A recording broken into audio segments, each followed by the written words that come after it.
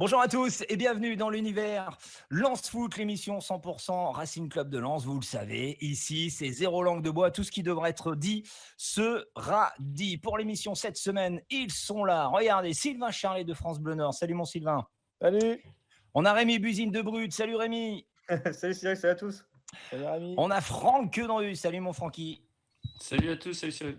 Et puis on a le beau gosse, enfin le beau gosse. J'ai envie de te dire, ex-beau gosse, vu le star qui s'est pris là, c'est mon Guillaume Gillet. Salut Guillaume. Salut Cyril, une malheureuse rencontre avec Conor McGregor dans la rue qui a mal tourné. Non, sérieux, qu'est-ce qui s'est passé? C'est lors du dernier match? Qui devrait voir la tête à Connor, gros. Ouais, lors du dernier match, un duel tête contre tête. Et, voilà. Ouais, c'est moi qui ai tout pris. Ouais, T'es voilà. sorti sur le coup ou t'es resté sur le terrain? T'as fait le warrior? Non, on m'a mis le bandage là. J'ai toujours dit dans ma carrière, il faut jamais que ça se passe. J'ai dû jouer avec une tête de bite comme ça là. Je sais ce que ça fait. Voilà. Franck, il a l'habitude, il a joué toute sa carrière comme ça avec la même tête. Bon les amis, Oh le tacle. au menu. C'est gratuit le gars. Cyril, tacle par derrière, Franck Queudru, t'as pas vu? D'entrée. On y va les copains? Au menu, le débrief de Nantes-Lens, bien évidemment avec ce match nul 1-1, la confiance et la sérénité lensoise est-elle touchée? On y répondra tout à l'heure avec les consultants. Demandez le programme, prochain adversaire, c'est du gros, l'Olympique de Marseille, c'est donc mercredi, quelles sont les forces et les faiblesses de l'OM? Et puis le jeu des pronos, alors là attention, avec un gros chamboulement dans le classement, plusieurs consultants ont eu le bon prono, c'est incroyable. Alors là, ça s'envole. Mais on démarre cette émission par le café crème et le tête le part derrière. C'est parti, jingle. Le café crème et le tacle par derrière. Le café crème, on commence avec le sondage des supporters comme chaque semaine. Qui est votre café crème de la rencontre? On avait mis Jonathan Klaus, Ismaël Bourra, Seko Fofana ou alors autre joueur. Eh bien, le verdict est tombé. Le café crème des supporters, c'est donc Ismaël Bourra avec 41%, mais c'était très serré avec Jonathan Klaus, 36% et 15% pour Seko Fofana. Un petit coup d'œil sur le classement avec donc l'entrée d'Ismaël Bourra dans le classement des cafés crème avec un café crème, donc il revient à la hauteur de Clément Michelin, de Fofana et puis toujours Kalimundo, Loïc Badet, Sotoka et Kakuta avec 2 cafés crème. On va commencer avant de connaître vos cafés crème ou tacle par derrière. Les copains avec donc le café crème des supporters. Ismaël Bourra qui a été omniprésent sur son côté gauche, au four et au moulin. Et vas-y mon pépère, 78 balles touchées, 8 duels remportés sur 12 et 2 interceptions. Qui commence pour décrypter le match d'Ismaël Bourra? Sylvain? Ouais, si vous voulez. Non, mais je regardais les stats avant de commenter le match. Hier, c'est sa 6e titularisation. S'il a débuté plus de matchs, il en a débuté 10. Il s'est vraiment installé dans le match. Il avait été sorti du groupe là au début du mois de décembre après un très bon début de saison. Et là, il est vraiment de retour. Et je trouve que défensivement, il a progressé. J'avais encore en tête un ballon raté dans son dos. C'était un de ses petits péchés mignons sur Ripard qui avait permis à Nîmes de revenir dans le match. Je trouve qu'il a commencé à gommer ça. Il est beaucoup mieux défensivement.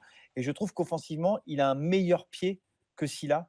Et ces ballons plongeant dans la surface de réparation sur ses centres sont beaucoup plus dangereux que ceux de Sylla. Donc je trouve, pour moi, aujourd'hui, alors c'est toujours la règle de l'instant, hein, aujourd'hui, il est le numéro 1 et Sylla est le numéro 2. Franck Queudru. Ouais, c'est exactement ça. Après, je ne suis pas étonné que les supporters ont choisi Klaus et justement Bourra parce que voilà, il y a eu de l'animation sur les côtés. C'est vrai que Nantes avait décidé de mettre beaucoup de monde au milieu et surtout dans l'axe pour essayer de bloquer Gaël. Et je pense qu'on a bien utilisé ses côtés, justement. Voilà, donc non, gros match. Et je rejoins Sylvain là-dessus. Moi, j'ai toujours préféré le petit Bourra à Sylla. Je ne m'en suis jamais caché. Donc après, chacun son point de vue. Moi, je préfère... voilà, j'ai l'impression qu'il prend un peu plus de risques. Et offensivement, il est plus percutant. Et donc, s'il gomme ces petites erreurs, comme il dit Sylvain, de concentration, pour moi, c'est de la concentration, et ben, je pense que ouais, il a sa place et bien. Tiens, petit tour de table, vous me dites simplement Bourra ou Sylla, pour vous, qui mérite là aujourd'hui d'être titulaire? Guillaume Gillet, Bourra ou Sylla? Bourra pour moi. Bourra. Ouais. Rémi? sur l'état de forme du moment, je dirais Boura aussi. Oh, Sylvain? Boura. Et donc Franck, on l'a compris. Ismaël Boura, Sylvain, tiens. voilà. Euh, C'est le mec, il a rien compris. regardez, message de supporters. Le roi du Coron qui dit Boura sans hésitation. Il est au four et au moulin, propre dans ses centres et relance infatigable dans son couloir. Il est resté sur la prestation réalisée à Lyon. Petite question, est-ce qu'à votre avis, Franck Hez va continuer de lui faire confiance ou pas là, après la presta qu'il vient de faire? C'est dur de le retirer là, non? Bah, après, je pense que la clé, c'est ce que tu disais, c'est l'enchaînement des matchs. Parce que là, tu dois jouer 3 matchs en une semaine. Ouais. Et je pense qu'après, les raisonnements, ils sont différents en fonction des postes et différents aussi en fonction du ressenti du jour d'après et de la séance d'entraînement qui aura lieu ce mardi. Et je ne sais pas s'il y aura une séance d'entraînement le matin du match. Donc, si Boura est plutôt pas mal, oui, tu peux te dire, je le remets face à Marseille et face à Nice, je ferai jouer Sylla. Je pense que la donnée physique et le ressenti du joueur vont avoir beaucoup d'influence. Donc là, c'est difficile, je pense, ce lundi soir de parler. Ok, on va passer au café crème maintenant. Il a quel âge, Boura? Exactement. 20. 20 ans? Ouais. À 20 ans, si tu peux pas enchaîner 3 matchs dans la semaine, ça Ouais, serait dommage quand même. Je pense que moi, il a largement les capacités pour le faire. Et comme on l'a dit, il a une grosse caisse. Et après, c'est juste, tu vois, entre les matchs à la récup. C'est tout. Être sérieux, bien récupéré et t'es reparti. Moi, je préférais ça, hein, quand j'étais joueur, de jouer tous les 3 jours au lieu de m'entraîner. De toute manière, comme tu dis, à 20 ans, si tu n'es pas capable de faire 3 matchs dans la semaine, tu peux aller chercher un camion et vendre des frites. Hein. Non, mais sérieux. À 20 ans, attends, nous, absolument pas. Nous, on peut même pas faire un match. Oui, mais aussi parfois, à 20 ans, tu fais n'importe quoi. Tu manges n'importe comment, tu vois ce que je veux dire? C'est ça, Tu joues à la PS jusqu'à 4 heures du mat. Enfin, voilà, t'es pas comme Franck, tu bois de l'eau toute la journée, tu vas te coucher à 21 h, tu vois ce que je veux dire? Francaise. Oui, Francaise, bien sûr. Bien sûr. Ou Allez, Guillaume on Gillet. Guillaume, il se couche à 21 h. Hein, attends. Ouais, Là, il va être un peu limité. ça m'arrive. Ouais, de temps en temps, ça lui arrive. On passe au café crème de Rémi Buisine qui veut payer son café à un homme qui a fait également parler de lui pour ce match. Grosse prestation de Fortes. Steven Fortes, j'aurais pu mettre tout autant que vous, Ismaël Boura ou Jonathan Klaus, mais j'ai voulu mettre pour Steven Fortes comme encouragement parce que c'est vrai qu'on a souvent été très critique à son encontre quand il a fait des mauvais matchs. Je pense notamment en fin de saison dernière en Ligue 2. Et il faut aussi être dans l'autre sens quand il y a des bonnes choses, quand il y a une évolution positive, que le Café Crème il soit aussi une source d'encouragement. Et je trouve que Fortes, qu'on voyait hors de forme en fin de saison dernière en Ligue 2, s'est affûté, est revenu dans le coup. Et tous ces derniers matchs, ils sont de bonne facture, il y a des bonnes prestations. Et à Nantes, il confirme, il continue. Et il s'est mis au niveau de la Ligue 1. Donc je pense qu'il faut l'encourager parce que sa prestation, elle est vraiment cohérente, elle est intéressante. Et ça montre que dans le roulement qu'on peut avoir en défense, où c'est vrai qu'en début de saison, on avait une défense type avec Gradit, Badé et Medina, Fortes, il peut rentrer comme Aïdara dans le turnover assez facilement sans qu'on soit en flip en début de match à se dire attention, est-ce que ça va tenir? Non, Steven Fortes, il a fait son match, donc un grand bravo à lui et c'est bien pour l'équipe parce que ça permet d'avoir des solutions de remplacement quand il y en a certains qui sont suspendus ou blessés. On l'a vu ce week-end, donc bravo à lui. Et c'est surtout que ça baisse pas le niveau de l'équipe. C'est ça. Et on avait peur de ça en début de saison. Et Axial, c'est pas mal parce qu'il a fait des entrées soit à gauche, soit à droite. Ouais. Je trouve qu'à la place de Badé, je sais pas, peut-être qu'il a une vue plus globale du jeu, je sais pas à quoi ça peut être dû, mais hier, c'est vrai que c'est trop intéressant dans toutes ses interventions. Je sais pas, peut-être qu'il a plus de temps pour voir la ce qui lecture arrive. du jeu. Ouais, exactement. J'ai bien aimé aussi. Ça prouve également qu'il a un sacré mental, Fortes, hein, parce qu'il a été décrié, et le mec, il est là. Hein, dès qu'on fait appel à lui, il répond présent. Guillaume, toi qui le connais bien, Steven. Bah oui, c'est vrai que début de saison, il n'a pas eu vraiment droit au chapitre, donc c'est pas évident pour un joueur, surtout quand on subit des critiques, notamment par rapport à la saison dernière. Donc c'est vrai que mentalement, il a dû être costaud, il a dû bien travailler, être patient. Et puis quand sa chance est arrivée, c'est vrai que là pour le moment, il donne raison au coach d'avoir misé sur lui. Donc c'est positif pour l'équipe dans son ensemble, comme l'a dit Franck, quand on met un remplaçant sur le terrain et qu'on voit pas la différence, bah c'est tout bénef pour l'équipe. Mentalement, de toute manière, il est irréprochable comme pratiquement tout le vestiaire. Hein. Ça, c'est une des grosses forces du Racing, c'est que mentalement, les mecs, ils sont tous irréprochables. Oui, Ouais, Franck? c'est la faute. Ouais, non, mais je voulais rejoindre Guillaume, et je pense que euh, Franck a dû lui parler pendant cette saison. Euh, Juste avant le début de la saison, il lui a dit que, alors il serait peut-être pas l'équipe type, mais qu'il comptait sur lui. Et je pense que c'est pour ça que bah, il est dans le bon état d'esprit, et justement quand il rentre, il fait ses matchs. Je pense qu'il y a eu une discussion avec le staff, et voilà, la saison va être longue, il va y avoir des matchs compliqués, on aura besoin de tout le monde. Donc il a su garder, je pense, un noyau autour de ses titulaires assez, tu vois. Ouais. Et le turnover fait qu'ils savent qu'ils vont avoir du temps de jeu, et ça c'est voilà, tout le monde il se bat et il tire dans le même sens, ça c'est bien. Mais t'as tes joueurs, Franck, tu sais que c'est pas facile hein, quand un entraîneur te dit en début de saison que allez, au début il compte pas sur toi, il faut quand même rester Oui, alors, motivé, rester ouais, tout à fait. dans le bon état d'esprit. C'est jamais Ouais, facile. c'est clair. Mais après, Donc, justement, il a su cerner à qui il pouvait le mhm, demander. Peut-être, tu mhm. vois, Ouais, je pense. à Rado, il a peut-être dit la même chose. Il a peut-être eu les mêmes Ouais. réponses qu'il attendait en retour. Et c'est pour ça que peut-être il y a eu un petit truc entre le staff et Rado. C'est pour ça que, voilà, Guillaume, il en est là.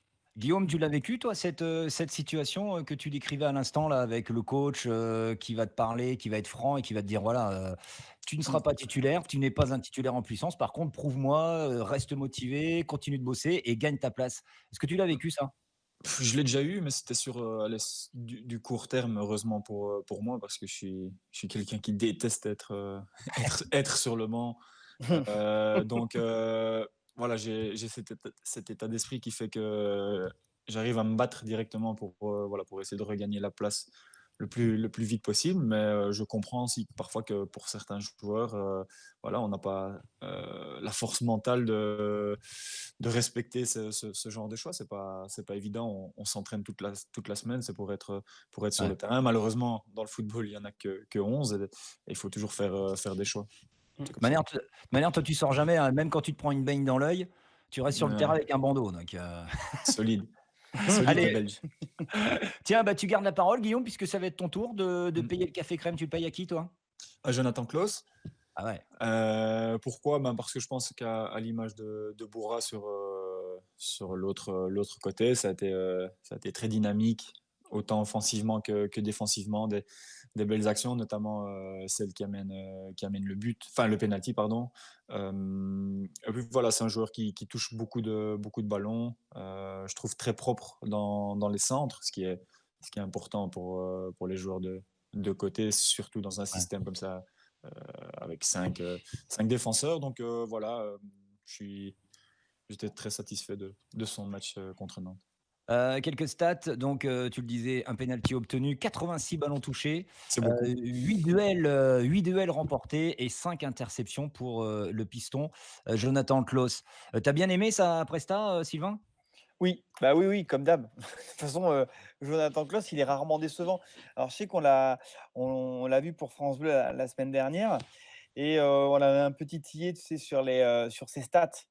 Parce Ouais, qu'à Bielefeld, c'est quand même un joueur, bon, c'était en division 2 allemande, c'était un niveau en dessous.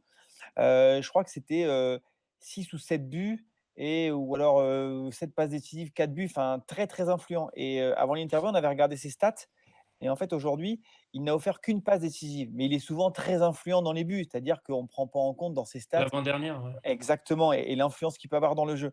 Et on l'a titillé un peu là-dessus en disant: «Mais tu le veux ton but là bientôt?» Et forcément, oui, voilà, il a envie de ça, mais c'est vrai qu'il a fait de bons choix. Alors après, je trouve qu'hier, il lui a manqué un brin de justesse parce que sur quelques centres, Mm. par exemple, je me rappelle sur Flo Sotoka en tout début de match, si son ballon, tu sais, il est juste un tout petit peu plus haut, un tout petit peu plus devant, et voilà, ça va tellement vite. Voilà, on parle de sport de haut niveau, ça se joue au millimètre. Et je pense que sur un ou deux ballons, il était à deux doigts d'offrir une deuxième passe décisive cette saison. Mais ouais, ouais, gros match, belle qualité. Puis surtout, il est constant depuis le début de la saison. tiens, justement, là, j'ai une stat de Jonathan Klaus sur 50 matchs de titulaire avec Bielefeld. Agent, ça? C'est pas de ta genre. Euh, Je l'ai piqué à Franck, désolé. Hein. Ouais, bah, j'ai plus ma vanne alors, c'est bon, c'est Désolé. vrai. 8 buts Ah. en 50 matchs, en 50 titularisations pour le Jonathan Klaus. Pour un 8 buts latéral, à c'est Bielefeld. bien, c'est super. Hein. C'est énorme. C'est même pas vraiment un latéral, en fait. Hein. C'est un mec de Ouais. couloir, là. C'est un contre-attaquant. C'est Ouais, un des premiers exactement, ouais. contre-attaquants. Quelques messages, tiens, Roukitos, Klaus a fait un gros match. On a perdu Guillaume Gillet. Voilà, c'est pas grave. C'est pas Ça grave. vaut le C'est pris un pain. Klaus a fait un gros match, il a été dangereux sur ses centres, il a provoqué un penalty et il a multiplié les allers-retours. Il est donc infatigable. Et puis Flo Sotoko, ça doit être le cousin de Flo Sotoka. Il écrit Klaus, il a 3 poumons, il va rentrer sur Lens en courant, vous allez voir. C'est pas mal ça. Tiens, alors là, on va partir de la catégorie café crème, on va aller vers un tacle par derrière. Et c'est Sylvain Charlet de France Bleu Nord qui veut tacler qui? Ganago. Ouais.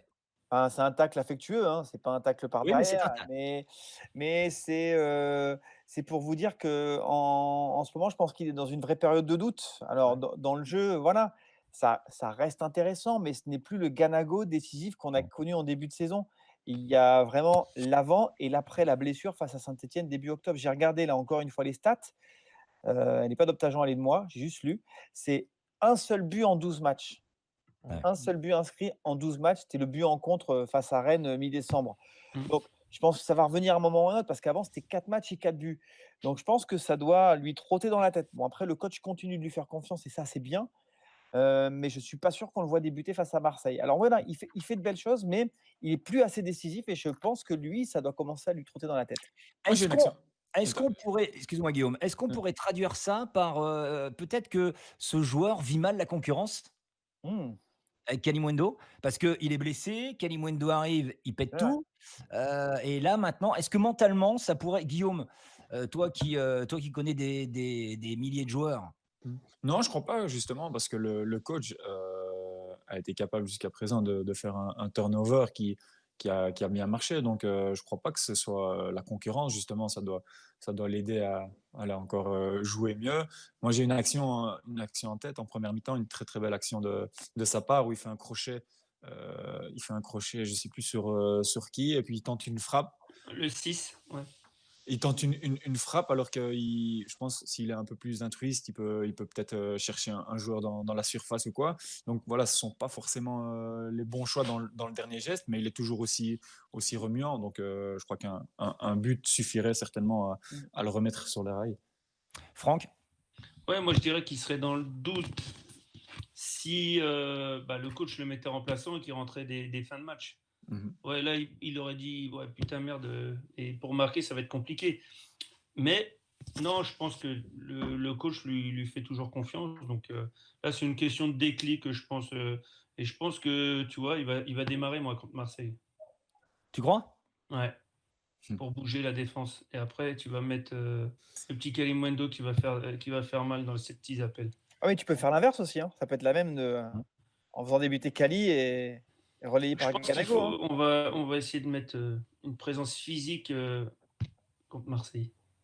Mais Kali, il Rémi? a aussi ça, hein, le petit. Il y a du cuisseau. Hein. Oui, mais moins. C'est moins Rémi puissant. Buzine. Quand même. Ignatius Ganago, il a moins de réussite en ce moment, mais il ne démérite pas sur le terrain, quoi. Je veux dire, il y a aussi parfois la réussite hein, sur peu de choses. Des fois, ça joue un détail près pour que ça finisse au fond, mais on voit que dans l'esprit, il continue de bouger. Il n'y a pas forcément une énorme différence avec le début de saison. Peut-être que physiquement, ça a pris un peu plus de temps pour revenir, mais on voit quand il était revenu contre Rennes, il y avait une action, il avait réussi à mettre les petits coups qu'il fallait pour enrhumer la défense rennaise. Donc, il y a surtout une question de réussite, ça va revenir au bout d'un moment. C'est vrai qu'on a été habitué à un début de saison de Ganago, Tony Truant, puis on l'attendait pas à ce niveau-là. Il faut rappeler que Ganago, c'était quand même au début le recrutement peut-être le plus décrié, de par les statistiques qu'il avait auparavant, de par le prix qui avait été mis sur ce transfert. Et il a bluffé tout le monde en l'espace de quelques matchs. Et du coup, on en attend un buteur à chaque rencontre. Donc, ça va revenir, confiance. Mais Kalimundo contre Marseille, moi, je trouverais que ça serait plutôt cohérent. De toute façon, l'un et l'autre, finalement, en termes de profil, c'est à peu près semblable. On peut imaginer Kalimundo titulaire comme Ganago, hein, mais pourquoi pas Kali du coup. J'ai pas la stat, mais je me demande s'ils ont été alignés une fois ensemble, ne serait-ce que 10 minutes sur la pelouse. Je crois pas. Hein. Cali, Je regarderai ça, mais il y a une fois où Francaise, il a mis tous les attaquants d'un coup. On jouait peut-être ce jour-là. Peut-être ce jour-là. Eh ben tiens, un petit tour de table entre Ganago et Kalimundo. Votre préférence pour Marseille. Qui vous mettez titulaire sur ce match? Sylvain Charlet. Kalimundo. Rémi Buzine. Kalimundo aussi, du coup. Allez. Franck Quedru. Moi, je dis Kalimundo. Je préfère, mais je pense qu'il va faire jouer Ganago. Ouais. Guillaume. Kalimundo. Kalimundo. Ouais, donc c'est un 100% Kalimundo. Réponse. Donc sur le match contre Marseille. Francaise nous regarde à l'heure de jeu. Ouais, voilà. Et Francaise nous regarde et sourit. Ouais, c'est ça. Ouais. Salut Franck. Salut Franck. Eh bien tiens, on va donner la parole à un autre Franck, à notre Franck à nous, de Lance Foot, Franck Quedru, qui lui veut payer un café crème. Alors, je ne sais pas si certains supporters et toi, vous avez vu le même match, mais tu veux payer un café crème à qui, mon cher Francky? À Gaël.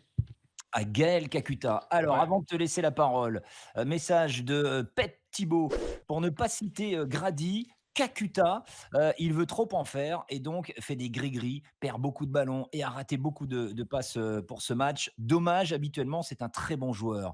On a Ez Bielsa qui écrit, pour moi, c'est Kakuta, pas pour son match, parce que ça arrive, mais pour son défaitisme, bras levé, soutenir après chaque perte de balle, alors que normalement, il va au charbon. Sa combativité encourage ses coéquipiers, mais son découragement aussi.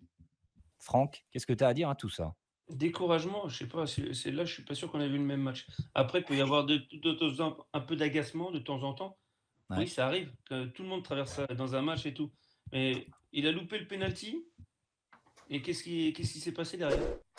Qui c'est qui égalise? Voilà. Ouais. Mais le mec, dont il n'a pas baissé les bras, il n'est pas resté derrière, il n'a pas dit ouais, je vais jouer facile, que des passes à 2 mètres. Non, il a essayé de prendre les choses en main. Et oui, forcément, on perd des ballons quand on a le truc parce que on est un peu plus surveillé quand c'est le joueur moteur de l'équipe adverse qui a le ballon. On est un peu plus surveillé.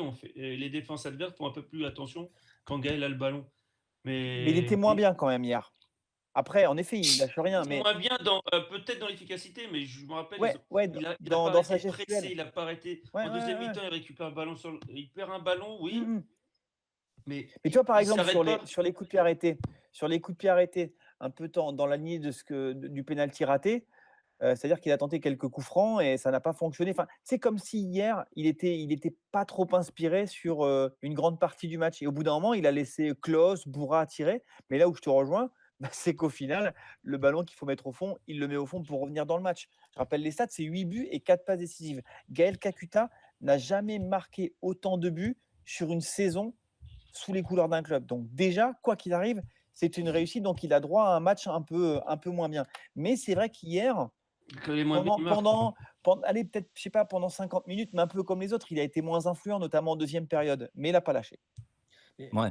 Rémi. C'est ça justement la force d'un joueur comme Gaël Kakuta, c'est que même s'il a été moins bon sur une grande partie du match, finalement il peut s'avérer décisif sur une petite partie du match, monsieur Buzine. Sur une petite touche de balle, et il peut changer. Donc c'est ça que moi je trouve que pour l'encourager, le tacle, ça m'aurait paru, parce que certains l'ont mis en tacle, ça m'aurait paru un peu beaucoup, parce qu'il a fait quand même.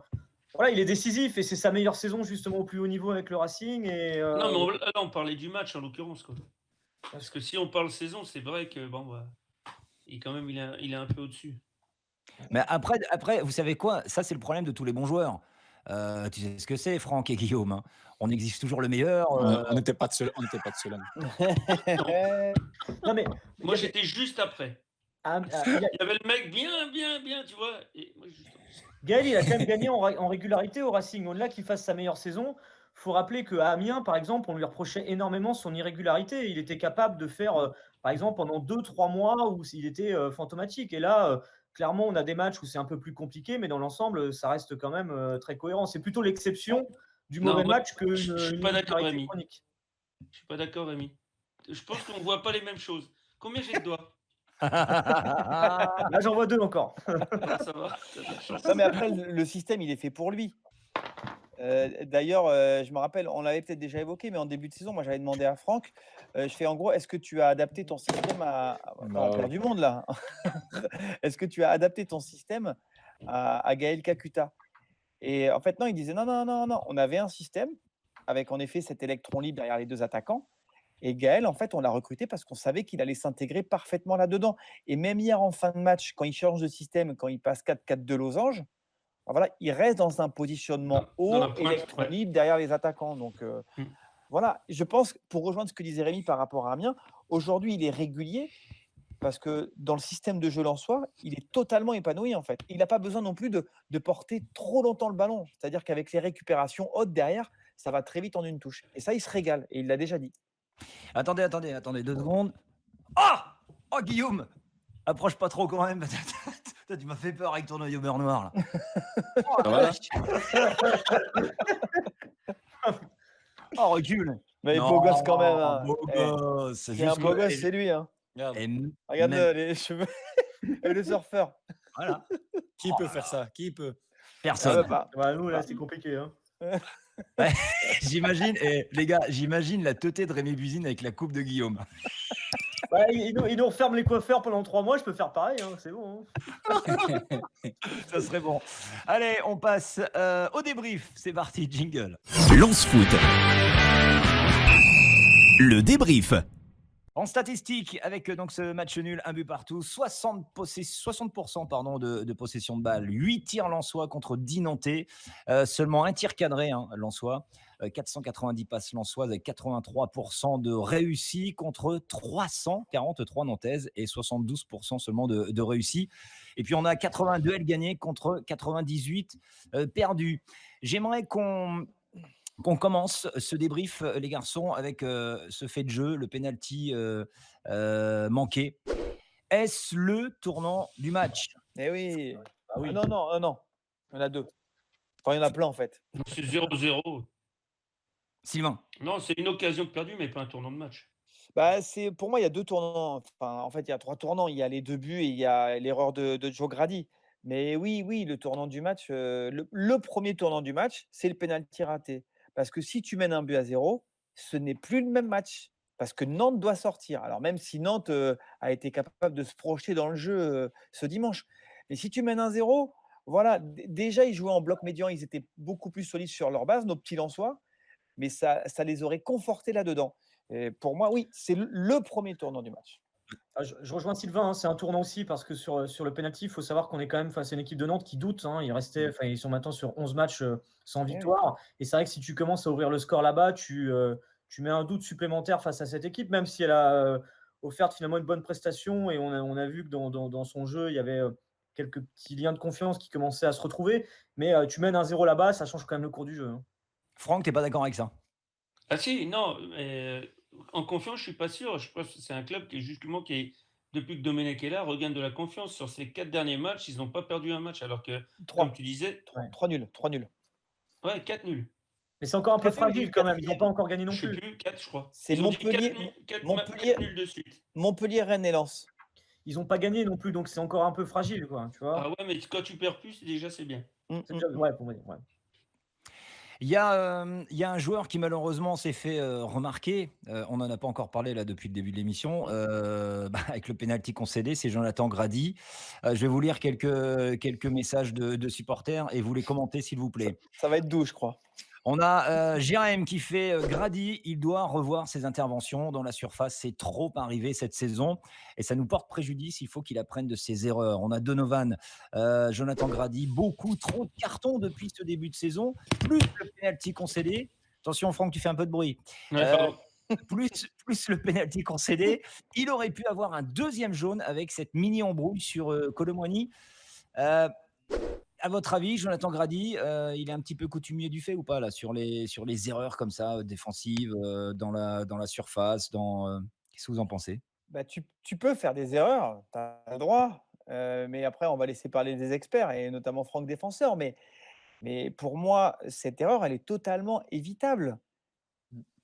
Hein, et ça va vite sur un terrain peut-être et tout. Mais sincèrement, qu'est-ce que tu vas tacler comme ça? Prendre autant de risques à tacler dans la surface de réparation? Tu tentes ce tacle à l'extérieur de la surface, ok, pourquoi pas. Mais là, je me dis, mais qu'est-ce qui se passe? Pourquoi il a fait ça? Parce qu'en plus, il peut fermer. Et au moment où il tacle, il a déjà centré. C'est-à-dire qu'il est Ouais. déjà en retard. Pour moi, il prend un risque inconsidéré. Guillaume, Ouais, c'est dommage pour Joe. Je pense que c'est un petit excès de. En fait, c'est un excès d'envie. C'est pas. Ouais. C'est pas allez, je pense que c'est quelqu'un qui est intelligent et tout, mais c'est juste dans le feu de l'action comme ça. Parfois, moi aussi, ça m'arrive des fois de faire un tacle. On est certain d'avoir le ballon. Maintenant, comme le dit Sylvain, ce qui est bizarre, c'est que le ballon est déjà parti. Donc, il est en retard, alors que c'est un joueur qui est assez rapide. Donc, c'est vrai que c'est évitable, un peu à l'image du pénalty concédé par Clément. Je ne sais plus contre qui c'était. Ce genre de faute, ça se paye. Brest. Clément contre Michelin contre Brest. Ouais. ça peut faire mal au niveau point sur une saison. Il faut essayer de corriger ça. Franck, comment tu l'expliques, toi, en tant qu'ancien défenseur, ce geste bête que Joe a fait là? Ouais, bête, de toute façon, un défenseur, il est toujours plus efficace, je pense, sur ses jambes, sur ses appuis. Mais après, le tacle, c'est le dernier recours. Et je pense que ça, c'est ce qu'il a pensé pour essayer de contrer le centre. Parce que quand on est défenseur, spécialement quand tu es latéral, pour moi, Ouais. c'était moi, si j'ai fait un bon match et j'ai stoppé tous les centres qui devaient arriver de la gauche, tu vois. Après, c'était voilà, du 1 contre 1, c'est des choses comme ça, donc stopper. Donc quand il a vu ça partir, je pense qu'il tacle en même temps. Mais comme il est un peu en retard, bah, le ballon, il le passe lui, et après, c'est vrai que dans l'élan, l'autre il avance, et lui, il garde la même trajectoire, il peut pas dévier de trajectoire, donc il se rentre dedans, mais malheureusement, c'est penalty quand tu vois le. Il sait pas non plus peut-être ce qui se passe dans l'axe. Peut-être il se dit si le ballon passe, l'attaquant est seul devant mon gardien. Donc voilà, c'est pour ça qu'il a voulu empêcher. Après, je pense qu'il y a un excès d'envie. Joe, comme tu le disais, Guillaume, c'est un mec qui Ah, mais il est. faut pas qu'il change. Pour moi, il faut Ah, pas bien qu'il sûr, change, ouais, parce que après, ça sera plus le même joueur. Il prend les cartons, c'est rien. Il y a du monde. parce qu'il Tu peux apporte pas, un truc. voilà, tu peux pas reprocher à un joueur de mettre le pied, mais on ne fait pas de la danse. Hein. C'est pas de la danse. Hein. Non, mais Mais ce qui on est bien, met c'est le qu'il pied, on est comme ouais. ça, quoi. Il apporte une énergie, tu vois. Et que ce soit dans ses montées, balle au pied ou dans ses gestes défensifs, voilà, il apporte une énergie. Mais voilà, de temps en temps, il faut la canaliser parce Faut qu'en pas fait, qu'il change. le Faut pas qu'il le change. souci, en fait, c'est qu'on en revient toujours à ce fameux schéma. C'est-à-dire que tu es bien, tu es en place. Bon, OK, tu rates l'occasion d'ouvrir le score sur penalty. Tu es en place, tu es pas trop en danger, tu as ton bloc médian qui est bien installé et pam! Ouais. L'erreur. Ouais. Et en fait, c'est cadeau à l'adversaire. Tu vois ce que je veux dire? Finalement, en fait, le problème des dernières semaines, c'est que l'adversaire, il n'a pas besoin de faire beaucoup de choses pour venir te marquer un but. Et ça, c'était un des schémas, enfin, c'était une des idées qui était travaillée ces derniers jours. C'est-à-dire, on arrête de faire des cadeaux à l'adversaire. Et bien là, t'en refais un. J'ai hâte de voir un match sans cadeau, en fait. La boulette de chez Boulette. J'aimerais qu'on revienne un instant avec une question précise sur le joueur qu'on a évoqué tout à l'heure, Steven Fortes, qui s'est montré au niveau. Il a été énormément plébiscité par les supporters sur les comptes de Lance Foot sur les réseaux sociaux. Regardez un message de Token, Steven Fortes, les amis, tellement critiqué depuis la saison passée. Mais petit à petit, eh bien, à force de travail, il se met au niveau. C'est un vrai compétiteur. Alors non, ce n'est pas Pouyol. Mais aujourd'hui, si on ne plonge pas après le péno, c'est grâce à son très bon match. C'est exactement ça, il a tout résumé. Ouais. Et puis on a Vince Bob qui lui dit mon café crème, personne, je pense, ne le citera. Alors là-dessus, c'est planté parce que tout le monde l'a cité. Mais je dirais Fortes, car il était solide défensivement. Je trouve que dès que l'on fait appel à lui, il répond toujours présent. Et ma question est, petit tour de table, peut-il prétendre à une place dans le 11 titulaire? 11 type Sylvain Charlet. Pour Oui moi, ou non? non. Tu veux dire aujourd'hui ou dans les semaines qui viennent là? Aujourd'hui. Ou dans les semaines à Non, venir, oui. non, pour moi, il reste derrière, mais j'ai toujours cette fameuse stratégie qui est développée, je disais, par Fabien Galthez, l'entraîneur de l'équipe de France de rugby. C'est qu'aujourd'hui, pour moi, il y a des joueurs qui débutent et des joueurs qui terminent. Pour moi, aujourd'hui, ce n'est pas un joueur qui débute, c'est un joueur qui peut terminer. Même si en défense, souvent, quand ça se passe bien, on ne change pas les défenseurs. Voilà, merci pour la réponse brève, qui était oui ou non. Oh, pardon. J'ai complètement zappé. Carton. Non. Ouais, mais ta question, elle est dure si tu réponds que Ouais, par oui ou c'est par difficile non. à dire oui ou non, franchement. Hein. Ouais. Les gars, tout n'est toujours pas facile dans la vie. Rémi Budine, oui ou non peut-il prétendre à une place dans le 11? Non, mais Non, mais voilà. Franck Quedru. Bah, je dis Oui, sur ce qui s'est passé là, oui, ça a été un des meilleurs défenseurs. Donc oui. ok. Guillaume Gillet. Mais attends, qu'on se mette d'accord. Si tout le monde est disponible, c'est ça que tu veux, la Ouais. question? Parce que Balé Ouais. sera pas là encore toute la semaine. Hein. Donc, Ouais. Donc, si tout le monde est disponible dans le maillot, tout le monde peut jouer, est-ce Oui. qu'il a sa place de titulaire? Ouais. c'est-à-dire qu'il gagne du temps, il gagne du temps. On Non, coupe. non, Merci. Au revoir. non. Non, ok, merci pour vos réponses. Question, est-ce qu'une défense à 4 face à des équipes bloc bas, ça ne serait pas un peu la solution pour inverser le rapport de force, Guillaume?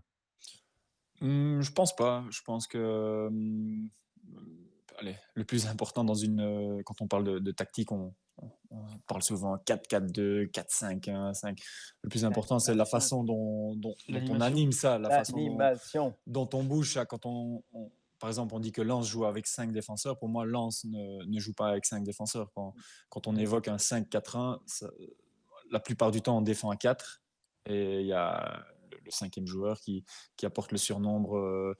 Donc, moi, personnellement, je pense que c'est mieux d'avoir une autre corde à son arc. Donc, éventuellement, oui, pouvoir travailler sur un autre schéma que le 5. Mais je ne vois pas l'intérêt de changer maintenant.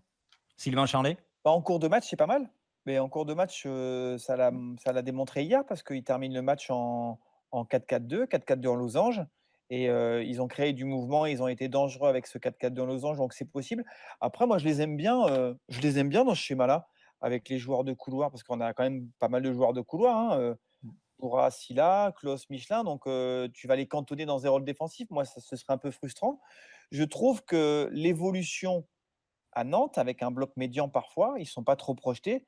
C'était intéressant. Moi, j'attends de voir la confirmation de ça. Donc, je garde cette stratégie à 3 derrière, mais avec cette idée de bloc médian qui est capable de patienter parfois dans sa moitié de terrain. J'avais bien aimé la tactique un petit peu, enfin la solution que proposait Franck. Je ne sais pas si tu te souviens, pour justement faire sortir, quand tu joues contre une équipe qui a mis le bus et la charrette et tout derrière, pour les faire sortir, c'était tirer de loin pour faire sortir les défenseurs. Seulement une frappe cadrée sur la rencontre. Comment, Et c'est le Franck, but, non? Et ouais, c'est le but. Ouais, c'est le but. comment Franck expliquait le déchet justement offensif et on va dire le manque de justesse technique qui n'existait que très peu en début de saison. Et ça, c'est Après, vrai.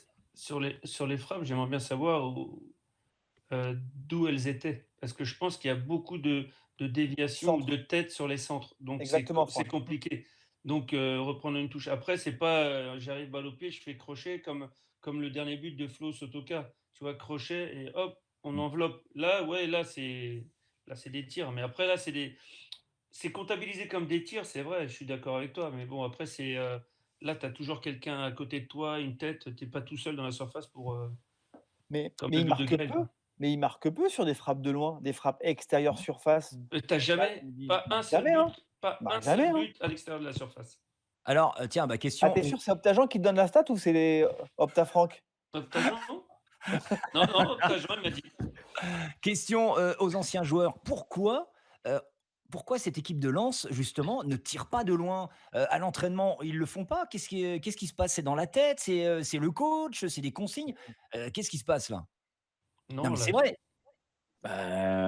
Non, on fait toujours ça de la finition durant la semaine, mais il faut que les joueurs prennent leurs responsabilités. Je crois que par exemple, un joueur comme Tchèque Doucouré, il a une très belle frappe, il l'a montré à plusieurs reprises.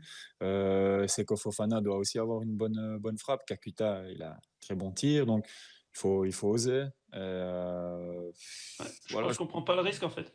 On Ouais. veut donner un bon ballon dans la surface pour mettre en. Non, Ouais, mais de après, temps en souvent. temps, un bon truc à la Bundesliga là. Ouais, Bon, ouais. Ouais. Mais après, souvent, dans le schéma, tu as souvent la fixation intérieure et tu vas chercher sur les extérieurs, en fait. Donc, Ouais. ça, je On pense que préfère ça peut jouer centrer que aussi. tirer. Hein. Voilà, On préfère centrer exactement. que tirer, Ouais, ouais. c'est ça. Et pourquoi? Moi, j'aimerais savoir quand même. Rémi, t'as pas une petite idée pourquoi nos Lensois ne tentent pas plus souvent des tirs en dehors de la surface, comme dit Francky, des espèces de patators de Bundesliga là?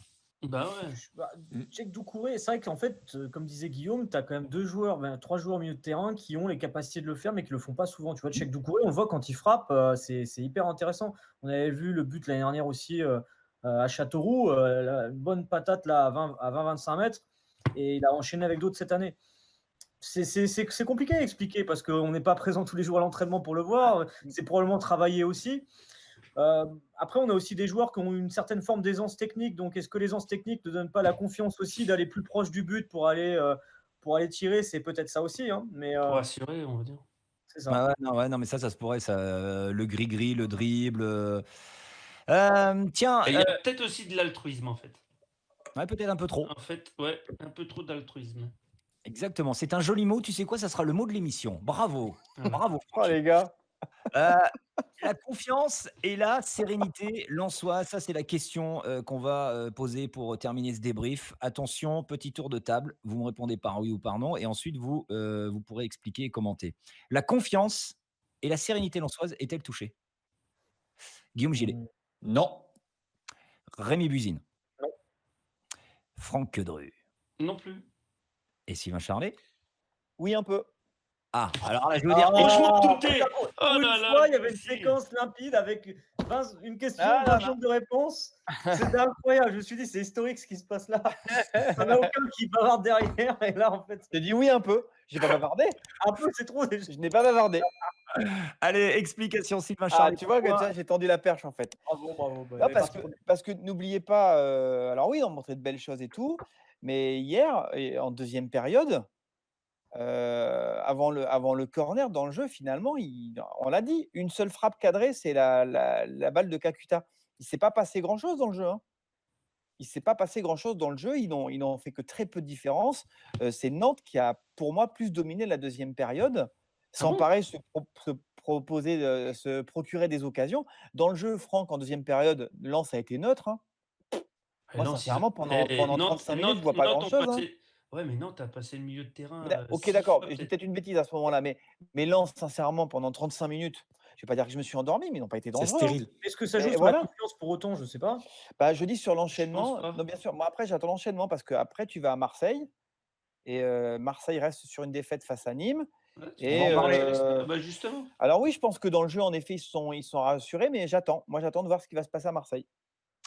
On reparlera de Marseille dans quelques secondes. Simplement, un avis, puisque vous étiez tous les trois à dire non à la question, la confiance et la sérénité lensoise est-elle touchée? Guillaume, vas-y, pourquoi non? Ben, pourquoi est-ce on commencerait à se mettre la tête à l'envers? C'est un point finalement à l'extérieur, même si Nantes n'est pas bien classé. Je pense sur les 2 matchs qu'ils ont joué l'un contre l'autre, c'était assez serré. C'était un peu stérile, c'est vrai, au niveau de l'animation offensive de Lens, mais voilà, moi je pense que c'est un bon point et il n'y a pas de quoi se tracasser pour le futur. Je crois qu'il faut s'habituer justement à ça, à avoir 2-3 bonnes prestations d'affilée, puis un petit creux. Ce sera plus comme ça jusqu'à la fin de saison, je pense. C'est un peu la loi des séries dans le football. Hein. Tu te retrouves au début de saison où tu prends 4 victoires sur 5 matchs. Là, c'est vrai que sur ce début d'année 2021, d'un point de vue comptable, c'est pas très bon. Hein. 1 point sur 9 possible. Mais bon, on est à Lyon. Il y avait déjà Lyon. On est tombé face à une équipe de Strasbourg qui était finalement dans une très bonne dynamique. Et puis là, à Nantes, c'est vrai que c'était un petit peu plus compliqué. Mais je ne pense pas qu'il y a forcément un doute. Il y a aussi parfois ce qu'on peut dire une loi des séries hein, qui ne s'explique pas forcément toujours. Mais là, je veux dire, au point de voir une équipe qui doute, non, parce que d'un côté, tu as quand même une marge d'avance au classement qui te donne une sérénité. Tu vois, c'est pas comme si là, on prenait 1 point sur 9 et que les 3 derniers seraient en train de revenir sur nous. En fait, on voit qu'on prend 1 point sur 9, mais peut-être que le 18e et le 19e, ils n'ont pas pris tout autant. Donc, il y a un matelas, il y a de l'avance et il y a une certaine forme de sérénité aussi, je pense, de ce côté-là, parce qu'il y a des acquis du début de saison, il y a du jeu, ils en ont conscience, il y a un bon état d'esprit, on le loue souvent dans cette émission. Et en même temps, en parallèle, tu as les autres derrière qui avancent pas du tout, donc du coup très peu, qui laissent une certaine forme de marge de manœuvre et de sérénité parce que ça bouge pas beaucoup. Bon, et puis après, il fallait pas rêver. On n'allait pas faire une deuxième partie de saison comme la première. Sinon, on finit sur le podium, on est en Ligue des Champions. Non, mais soyons réalistes. T'es européen. Non, puis t'es bien là. T'as On est 28 très bien. points. T'as 28 points. Ouais. Il reste 18 matchs. On l'a dit. Si t'en prends 40, tu seras maintenu. Non, mais même moi, Voilà. tu prends encore. T'as 3 victoires, t'es maintenu. En fait, 3 les 40, victoires. on l'avait dit, hein, c'est la moyenne de points pour te maintenir sur les 10 dernières saisons. Mais tu as raison, Franck, sur les 3 dernières, c'était 37, 38, voire même 36. Donc, Là, tu Allez. prends 9 points, t'es bon. Allez, on passe à demander le programme. C'est parti, jingle. Lance Foot. Demandez le programme. Mercredi, donc, nos Lensois se déplacent au Vélodrome pour jouer leur fameux match en retard. Une rencontre qui sera, on peut le dire, logiquement et malheureusement très difficile, surtout que les Olympiens viennent de perdre contre Nîmes, la lanterne rouge de Ligue 1, et auront à cœur de laver, à mon avis, l'affront. Je vais vous poser 2 questions, les copains. Quels sont déjà les points forts de l'OM? Quels sont les points forts de cette équipe qu'on va avoir face à nous mercredi? c'est une équipe qui a un vrai pouvoir offensif. Quand c'est une équipe qui tourne, quand vous avez devant Payet, Thauvin, même s'ils ont été sortis à l'heure de jeu face à Nîmes, même si Thauvin a manqué un penalty, ces deux-là peuvent faire les différences à tout moment. Et Benedetto, même s'il ne marque que très peu depuis le début de la saison, dans un bon jour, ça peut faire aussi très très mal. Donc voilà, il y a notamment ce pouvoir offensif. Franck? En fait, j'ai pas vu grand-chose sur les derniers matchs de Marseille, en fait. Moi, j'étais. Non, mais j'ai pas. Quand je dis pas grand-chose, c'est parce que je me suis vraiment ennuyé. Il n'y Ouais. avait rien. Il n'y avait pas de liant. C'était par à coup. Et franchement, tu vois, il y avait des accélérations, comme tu dis, de certains joueurs. En fait, c'est des joueurs à réaction. Donc, tu fais comme Nîmes, tu marques à la fin, t'es bien. Ouais. Je peux te dire que moi, je suis très confiant pour aller à Marseille. C'est maintenant qu'il faut les prendre. Parce qu'ils vont réagir. Il n'y a pas le public derrière qui vont les pousser. Hein. Et tu n'as pas Alvaro qui sera suspendu, si je ne dis pas de bêtises. Tu risques de ne pas avoir Camara qui a eu un petit souci musculaire à la cuisse face à Nîmes, il est sorti. Ce sont quand même 2 joueurs importants de la colonne vertébrale. Bon, après, il y a des remplaçants. Le petit Gay est pas mal aussi. Ouais, il y aura vraiment quoi faire. Tu as raison, Franck. Moi, c'est offensivement, c'est pas l'OM qui m'impressionne. Hein. Quand tu regardes les joueurs offensivement, tu as Valère Germain, Benedetto qui font une saison qui est très quelconque. Hein. Benedetto, c'est 4 buts, Germain 3. Leur meilleur buteur, c'est Thauvin avec 6 réalisations. C'est quand même pas dingue d'un point de vue offensif. Il y a beaucoup de doutes. Dimitri Payet, il est largement moins bien que la saison dernière où il était presque partant pour être dans les 23 à l'Euro. Donc, Il a Nîmes été mauvais face à Nîmes. Il a couru moins de 7 km. 6 Nîmes, km. hors de forme, il était hors de forme. Nîmes 6 l'a fait, sprints. hein, donc pourquoi pas Lens. Après, c'est vrai qu'en général, quand tu as une déconvenue comme ça à domicile, statistiquement, c'est rare. C'est pas Optajan ma source, mais c'est rare de voir. On va les appeler un jour, C'est Optajan. rare de voir 2 matchs Quand même, hein. d'affilée où tu perds à domicile comme ça, quoi. En plus, le public, on dit que le public, c'est quelque chose pour Marseille d'un bon sens, mais d'un autre, quand tu perds contre Nîmes, le match d'après, ils t'attendent aussi et tu peux aussi avoir une pression. Hein. Mais sauf qu'il n'y a pas de public. Justement. Non, mais justement, c'est pour ça. C'est que ça peut aussi jouer dans le bon sens. T'attends à la commanderie. On dit qu'il n'y a pas de public, ils ne pourront pas les encourager et tout, mais au final, peut-être que là, après avoir perdu contre Nîmes, ils auraient peut-être été un peu. Tu vois, quand tu fais tourner le ballon et que tu commences à avoir des sifflets dans le public, on a vu qu'il y a eu des spirales comme ça négatives qui sont créées à Marseille et même parfois aussi à Lens, liées à parfois des situations où tu as une tension entre le public et les joueurs.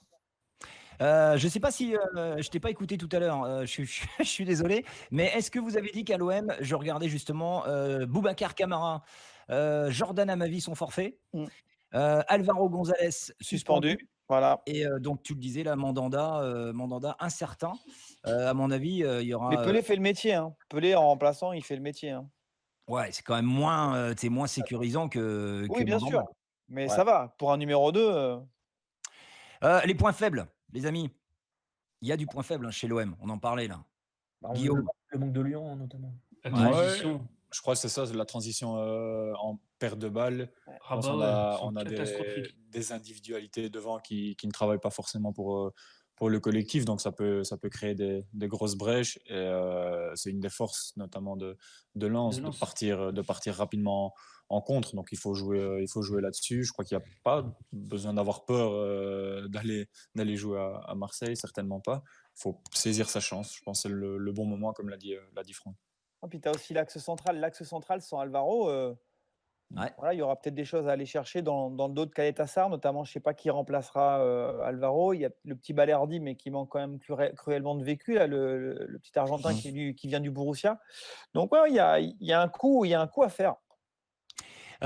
Si vous êtes sur le terrain ou si vous êtes coach, Vous dites quoi? C'est quoi la tactique? Vous leur rentrez dedans dès le début des matchs, grosse pression, ou vous les attendez, vous jouez les contres? Ah non, moi je leur rentre dedans tout de suite. Ah ouais? Ils sont pas bien. Ils sont pas bien. Tu mets le ballon et tu fais ton pressing comme tu as toujours fait depuis le début là. Tu les laisses pas respirer. Il n'y a pas de public dedans. Moi franchement, hein, je suis coach. Je leur dis voilà, on joue et ben on va presser haut. Presser Bloc haut. médian, Ils moi. ont pas. Mais Benedetto, c'est pas lui qui va courir derrière la défense, hein. Non, mais bien sûr, mais tu as des mecs qui ont quand même des pieds. Moi, Thauvin, il suffit d'un ballon. On va pas laisser de l'espace Ouais, à mais Thauvin en si début tu de laisses, match. si tu laisses Thauvin avec de l'espace et venir courir à toi, ouais, tu vas être en galère. Mais si Mm. tu le laisses de haut jeu, tu vas être bien. Ouais, bien sûr, moi c'est pour ça, moi je te dis, en effet, Faut de les temps en temps, presser. tu vas presser en fonction des conditions de jeu et en fonction de ce que fait l'adversaire du ballon. Mais tranquille, enfin, tu sais, c'est à Marseille de faire le jeu en fait. Laisse-les venir. Et de temps en temps, en effet, tu vas Justement, aller faut pas les chercher. remettre en confiance. Faut pas les mettre en confiance. Si tu leur laisses le temps justement de faire le jeu, c'est pas bon. On Non, verra, mais Pour moi, après pour on moi, verra c'est bien. ah, On verra bien comment nos Lensois vont démarrer cette rencontre. On passe au jeu des pronostics. Et il y a du changement. Attention, on y va, c'est parti. Lance Foot. Le jeu des pronostics. Le jeu des pronostics, regardez ce beau classement avec donc Monsieur Guillaume Gillet, toujours 7 points, premier. Sylvain Charlet, 7 points parce qu'on a eu du bon résultat. Qui a eu le bon pronostic? Il y a eu 3, je Monsieur crois. 3. 4, Eric Sicora. Sico, ouais. On a Sylvain Charlet, Guillaume Ouais. Gillet. Et c'est tout. C'est tout. Non, Rémi, toi, t'as pas eu le bon prono, hein. Ah ouais? Ah, je pensais que j'étais bien partout. Bon, bah, OK. Oh là là là là. J'étais content. Tu vois, je Oh, suis les les derniers rien, je me suis dit: «Au moins, on a pris, moi, je gagnais au moins des points là-dessus», mais bon, dommage. escroc. Donc Guillaume Gillet, 7 points. Sylvain Charlet, 7 points. Eric Sicora, qui était dernier avec Aléa Dignaya, prend 3 points. Bim, il arrive troisième avec 5 points. Rémi Buzine, donc 5 points. Ensuite, on a Franck Quedru, 5e avec 4 points. Walid, 6e avec 3 points. Et le dernier, il n'y en a plus qu'un seul, c'est Aléa Dignaya, qui ferme la marche avec 2 points. Alors, Vivement que les restos ils ouvrent. Il a déjà réservé la table, je crois. Jeu des pronostics avec un nouveau, vous le savez, on l'a communiqué ces derniers jours. Vous le verrez bientôt à l'image. Nouveau consultant de la Dream Team de Lance Foot, c'est l'incontournable Johan Lachor, qu'on est fier d'accueillir dans cette belle aventure qui est Lance Foot. Vous le verrez très bientôt. Donc, Johan a décidé d'intégrer comme ça le jeu des pronos. Alors, il démarre en retard avec 0 points, mais bon, avec un bon prono, il passe milieu de tableau déjà direct. Alors attention, donc on inclut maintenant Johan Lachor dans le jeu des pronos. On a donc, j'ai 4 pronostics à vous donner avant de connaître les vôtres. Eric Sicora, pronostic 3-1 pour Lens à Marseille. Walid Mesloub, 2-1 pour l'OM. Aléadine Yaya, 1-1. Et Johan Lachor, 2-1 pour l'OM. Guillaume Gillet. 2-2. Sylvain Charlet. Un partout. Rémi Buzine. Un partout. Franck Quedru. 1-0 pour Lens. 1-0 pour Lens, c'est noté. On Clean verra sheet. ça donc très bientôt, les amis. Tiens, on termine juste avec un petit mot de Sylvain Charlet sur. Tu as eu des petites news un petit peu sur Loïc Badet concernant le mercato. Oui, et pas que lui en fait, hein. Pas que lui. Bon, c'est vrai que ce sont des joueurs qui sont très très demandés. Facundo Medina, ça repart là encore en début de semaine en Angleterre, à Manchester. Les supporters s'agitent. Ils sont persuadés que le joueur va débarquer. Voilà, au club, on reste serein. Je sais que ça rigole sur Badet, sur le thème. En gros, Milan, ils n'ont pas le budget pour s'aligner pour nous prendre Badet. Donc voilà, ils font partie de ces joueurs qui ont réalisé un très beau début de saison. On en avait déjà parlé.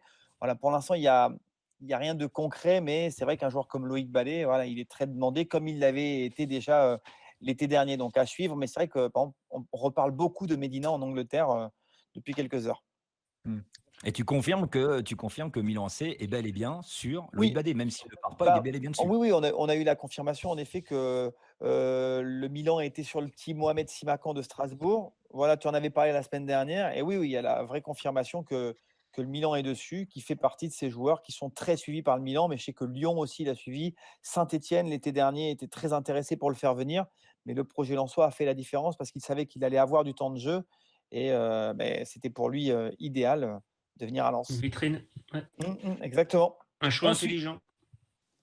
On suivra bien évidemment ça de près, le mercato. On en parle chaque semaine dans Lance Foot, dans l'actu Lance Foot. Merci les copains, c'est terminé pour ce nouvel épisode. On se retrouve. Ah, attention, on se retrouve jeudi, parce que mercredi, match contre l'OM, bien évidemment. Et bien jeudi, on sera là pour débriefer avec donc un épisode disponible vendredi sur notre chaîne YouTube. Vous allez vous abonner, vous liker, vous suivez toute l'actualité. Encore un grand merci d'être de plus en plus nombreux à être fidèles à cette émission. Merci à vous. Franchement. J'adore la tête de Rémi. C'est fluide. Non, mais tu vois les scores à chaque fois, c'est fantastique. Puis tous les messages aussi, c'est super cool, ça fait plaisir. Et puis voilà. Voilà, magnifique. En gros plan. Le regard de Brest, comme on l'appelle. Le regard de Brest. De Guillaume Gillet. Merci les copains, passez une belle semaine. On se retrouve donc jeudi pour l'enregistrement du nouvel épisode. On débriefera de Marseille, le Marseille-Lens. À mon avis, il y aura beaucoup de choses à dire. Je vous embrasse, passez une belle soirée, une belle journée et puis soyez prudents. Salut, ciao. Ciao.